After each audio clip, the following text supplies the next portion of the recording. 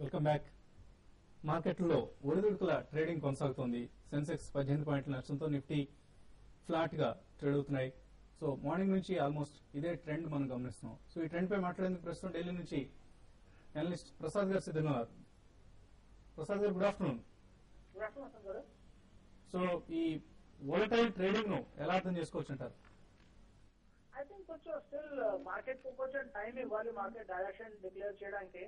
Things too early చెప్పడానికి weather అంతా correction over అయిపోయింది కానీ మీద వెళ్ళడం మొదలెడుతుందో. అదే సేమ్ టైం బేరిష్ కాల్ తీసుకోవడం కూడా కొంచెం కష్టం. అట్ టైమ్స్ మార్కెట్ కి కొంచెం టైం ఇవ్వాలి ఆ డైరెక్షన్ డిసైడ్ చేయడానికి. సో సైడ్ లైన్స్ లో కూర్చొని కొంచెం కాషియస్ పెట్టుకోవడం బెటర్. సో 10 రూపీస్ హైయర్ కొనుక్కున్న కన్విక్షన్ తోనే బయింగ్ చేసుకోవాలి. At the same time medium to long term trend intact ఉంటే దానికోసం ఏం వరీ లేదు. It's only short term which is under question mark. So కొంచెం సైడ్ లైన్స్ లో వెయిట్ చేయడం బెటర్ స్ట్రాటజీ. అలాగే ఫెర్టిలైజర్ స్టాక్స్ చాలా షార్ప్ గా పడటం గమనించాం ఇవాళ. సిమిలర్లీ మీ ఫేవరెట్ సెగ్మెంట్ ఏదైతే ఉందో బీఓపీపీ ఫిల్మ్స్ సంబంధించిన కంపెనీస్ లో కూడా స్ట్రాంగ్ సెల్లింగ్ గమనిస్తున్నాం. సో ఈ రెండు సెక్టర్స్ లో ఎటువంటి ప్లేన్ సజెస్ట్ చేస్తారు మీరు? ఐ థింక్ బీఓపీపీ ఫిల్మ్స్ డెఫినెట్లీ కొంచెం కరెక్టే ఫేజ్ లో వస్తాయి. బికాజ్ ఇవాళ 235 రూపీస్ నుంచి 201 రూపీస్ ప్రైస్ స్లాష్ అయ్యాయి. గ్లోబల్ మార్కెట్స్ కంటే ఇక్కడ కొంచెం ప్రీమియం గా వాళ్ళు సెల్ చేసేవారు. బికాజ్ ఇక్కడ డిమాండ్ చాలా ఎక్కువ ఉంది. Back to global market rate వచ్చేసాయి. ఫండమెంటలీ ఇవాళ లాస్ట్ క్వార్టర్ లో ప్రాఫిట్స్ 145 రూపీస్ పర్ కేజీ చూపించారు. అది కరెంట్లీ 200 రూపీస్ పర్ కేజీ వచ్చిన ఈ క్వార్టర్ లో లాస్ట్ క్వార్టర్ కంటే కూడా 50% ప్రాఫిట్స్ ఎక్కువ వస్తాయి. So fundamentally I think still okay. కానీ basically every strong vertical rise కి డీసెంట్ కరెక్షన్ రావాలి. సో కరెక్షన్ కోసం వెయిట్ చేయాలి. కొంచెం కింద లెవెల్లో కన్సాలిడేట్ అయ్యేది ఐ థింక్ అప్పుడు కొనుక్కోవచ్చు. కానీ ఇంకా I think medium to long term still intact ఉంది. షార్ట్ టర్మ్ కరెక్షన్ ఉంది. కానీ ఇప్పుడు బయింగ్ చేయకూడదు. ఇంకొంచెం ఇంకో 5-6%, 5-10% కోసం డిక్లైన్ కోసం వెయిట్ చేయాలి. ఇంకా fertiliser stocks I think basically urea policy కోసం అందరూ F&O లో చాలా స్ట్రాంగ్ పొజిషన్ బిల్డప్ చేసేసుకున్నారు. సో అది ఇంకా రావడానికి మినిమం 2 months పడుతుంది. బికాస్ లాస్ట్ ఫర్టిలైజర్ సెక్రటరీ ఏం చెప్పారంటే ఇంకో 1.5 months తర్వాతే క్యాబినెట్ లో ప్లేస్ చేస్తారు. సో ఐ థింక్ ఇది అగైన్ ఫర్టిలైజర్ సెక్టర్ లో కూడా షార్ట్ టర్మ్ కరెక్షన్ అయింది. ఓకే అండి, ఏమైనా స్పెసిఫిక్ రికమెండేషన్స్ ఏమైనా ఉన్నాయా? ఐ థింక్ డిక్లైన్స్ లో IDBI bank medium to long term కోసం బయింగ్ చేసుకోవచ్చు. ఈవెన్ ఈ లెవెల్లో ఐడియల్ బయింగ్ టైం కాదు. బట్ ఫేజెస్ లో బయింగ్ చేసుకోవాలంటే లోవర్ లెవెల్స్ లో 182 లో వస్తే కొంచెం స్ట్రాంగ్ సపోర్ట్ ఏరియా ఉంటుంది. ఇవాళ లో 179 అదే ఆ స్ట్రాంగ్ సపోర్ట్ ఏరియా ఉంది. ఫ్రెష్ అప్ 200 మూవ్ మీద వస్తుంది. So closer to 180 IDBI bank కొంచెం ఫేజెస్ లో బయింగ్ చేసుకోవచ్చు. థ్యాంక్ యూ ప్రసాద్ గారు. సో ఇన్స్టాల్మెంట్స్ లో ఐడిబిఐ బ్యాంక్ ను బై చేయమంటున్నారు ఈ మార్కెట్ లో కూడా. కడప నుంచి శైలేష్ కుమార్ లైన్ లో ఉన్నారు. శైలేష్ గారు చెప్పండి. శైలేష్ సార్, మేము రిలయన్స్ మీడియా 365 లో ఉన్నాం సార్. 300 షేర్స్. ఓకే, అది ఎట్లా సార్, హోల్డ్ చేయమంటారా లేకపోతే బయటకు చేయమంటారా? So Reliance media short term లో ఎలా కనిపిస్తుంది? రిలయన్స్ మీడియా అయితే చాలా వరకు వోల్టాలిటీ స్టాక్ అండి. స్టాక్ ఒకే రోజు 30% పెరగడము, మళ్ళీ ఇంటర్డేలో 10% పడడం చూస్తున్నాము. ఇది షార్ట్ టర్మ్ కి అయితే స్టాక్ ఈ రోజు మార్నింగ్ కూడా కొంత అప్ ట్రెండ్ లో ఉంది.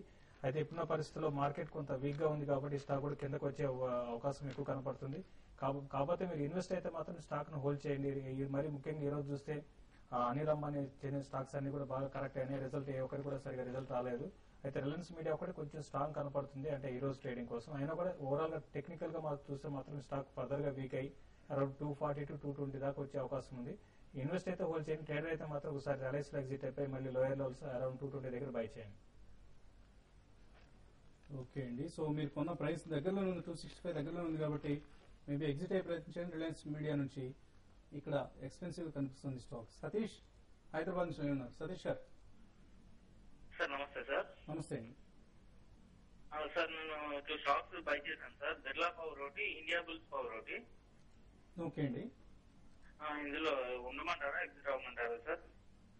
ఆల్రెడీ బిర్లా పవర్ లో నేను బోనస్ షేర్స్ కూడా ఇచ్చారు. కొంచెం యావరేజ్ కంపేర్ నేను కొన్న లెవెల్స్ కన్నా బాగా పడింది సార్ మా ఇది. ఓకే అండి, ఇన్ఫాక్ట్ మనం గతంలో కూడా చెప్పడం జరిగిందండి India bulls power. Birla power ని అవాయిడ్ చేయమని చెప్పాను ఇంత ముందు కూడా. అలాగే ఇండియా బుల్స్ పవర్ కూడా గ్రూప్ కు సంబంధించిన క్రెడెన్షియల్స్ క్వశ్చన్ మార్కులు ఉంటాయి కాబట్టి అది కూడా అవాయిడ్ చేయమని చెప్తున్నాం ఎప్పటికప్పుడు. రిపీటెడ్ గా చెప్పామండి. బిర్లా పవర్ అవాయిడ్ చేయండి. పెన్నీ స్టాక్ ఇది, పైగా బోనస్లు పెన్నీ స్టాక్ బోనస్ ఇచ్చినాయి అంటేనే ఆలోచించాలన్నమాట. ఓన్లీ స్టాక్ మార్కెట్ పైన సంపాదిద్దాం అనుకుంటున్నారు అనమాట మేనేజ్మెంట్. ప్రిఫరబ్లీ అవాయిడ్ చేయండి ఈ స్టాక్. ఇప్పటికైనా సరే అమ్మేసి వేరే స్టాక్ కి షిఫ్ట్ అవటం బెటర్ అండి. ఇండియా బుల్స్ అయితే కంపెనీ ఎస్టాబ్లిష్ అవటానికి in fact it is in a worse position దాని ఈవెన్ రిలయన్స్ పవర్ అని చెప్పాలి. లింకేజెస్ కానీ ఇటు పీపీఐ అగ్రిమెంట్స్ కానీ ఇవన్నీ కూడా చూస్తూ ఉంటే ఎనీ ర్యాలీలో మీరు ఎగ్జిట్ అయ్యేసి అదానీ పవర్కి కానీ అదర్వైజ్ ఈవెన్ ఇన్ఫాక్ట్ కాస్త రిస్క్ తీసుకోగలంటే రిలయన్స్ పవర్కి షిఫ్ట్ అవ్వండి. ఓకే అండి. వెంకటేశ్వర్లు గుంటూరు నుంచి లైన్ ఉన్నారు. వెంకటేశ్వర గారు నమస్తే సార్. నమస్తే అండి. సార్ నేను టీవీఎస్ మోటార్స్ వచ్చి మన శుక్రవారం నాడు 78 రూపాయల్లో తీసుకున్నాను సార్. ఇది షార్ట్ టర్మ్ కానీ. ఇంకోటి వచ్చేసి సిటీ యూనియన్ బ్యాంక్ వచ్చేసి 46 లో 500 షేర్స్, మళ్ళీ 49.50 లో 500 షేర్స్ తీసుకున్నాను sir city union bank. Okay అండి. టీవీఎస్ మోటార్స్ అయితే రీసెంట్ గా చూసాం, బాగా స్టాక్ అయితే మంచి అప్ ట్రెండ్ లో ఉంది. ఇప్పుడు కూడా స్టాక్ అయితే అప్ ట్రెండ్ లో ఉండే అవకాశం కూడా ఉంది. అయితే మార్కెట్ లో ఇదే కరెక్షన్ కానీ కొనసాగితే మాత్రం స్టాక్ ఫర్దర్ గా వీక్ అవుతుంది. లేదంటే మాత్రం ఇది స్టాక్ అయితే మళ్ళీ అరౌండ్ 85 to 90 లెవెల్స్ కూడా టెస్ట్ చేసే అవకాశం ఉంది. మరీ షార్ట్ టర్మ్ కంటే ఒక 1 వీక్ అట్లా కాకుండా మీరు 1 మంత్ 1.5 మంత్ అట్లా హోల్డ్ చేసుకుంటే స్టాక్ లో మళ్ళీ అప్ ట్రెండ్ అనేది కొనసాగుతుంది. మీరు షార్ట్ టర్మ్ కి అయితే స్టాక్ ను హోల్డ్ చేయండి. అట్ ద సేమ్ టైం మీరు 72, 74 ఆ లెవెల్ లో మీరు స్టాప్ లాస్ పెట్టుకుని స్టాక్ అయితే హోల్డ్ చేయండి. వీళ్ళు సిటీ యూనియన్ బ్యాంక్ కూడా ఈ రోజు కొంత బ్యాంకింగ్ స్టాక్స్ లో భయం కనపడుతుంది. సిటీ యూనియన్ బ్యాంక్ కూడా ఇక్కడ నుంచి పెద్దగా పడే అవకాశం కనపడలేదు. కాబట్టి ఈ రెండు కూడా షార్ట్ టర్మ్ హోల్డ్ చేసుకుని సజెస్ట్ చేస్తాను.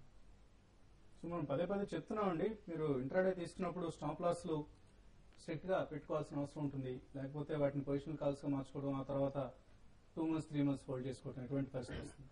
ఇప్పుడే సిఎన్బిసిలో చూడటం కూడా వచ్చిందండి interview. City union bank chairman అనమాట. అలా అగ్రెసివ్ ఎక్స్పెన్షన్ ప్లాన్స్ అన్ని అనౌన్స్ చేయడం వల్ల స్టాక్ కూడా 50 రూపీస్ క్రాస్ అయింది. It's a good private old generation bank, hold చేయమని చెప్పేసి చెప్పారు. ఓకే అండి. కిరణ్మయి రాజమండ్రి నుంచి లైన్ ఉన్నారు. కిరణ్మయి గారు హలో. హలో నమస్తే అండి. నమస్తే అండి. అదే మొన్న సచిన్ షేర్లు తీసుకున్నామండి 95 లో. ఓకే.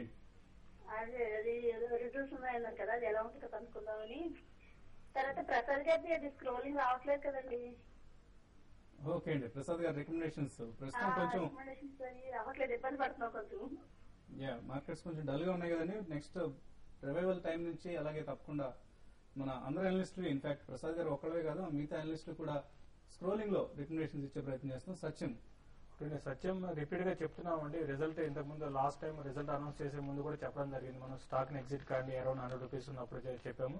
ఈ స్టాక్ అయితే ఇప్పట్లో పెరిగే అవకాశం కనపడలేదు. ఇంకోటి మనం క్లియర్ గా చూస్తుంటే స్టాక్ కంటిన్యూగా డౌన్ ట్రెండ్ ఉంది. తర్వాత ఎవరీ అంటే ఏమాత్రం మార్కెట్ లో చిన్న కరెక్షన్ వచ్చినా కూడా న్యూ లోస్ టచ్ అవుతుంది. కాబట్టి స్టాక్ పెరిగే అవకాశం లేదు. రిజల్ట్ కూడా అంత ఎంకరేజింగ్ ఉండకపోవచ్చు.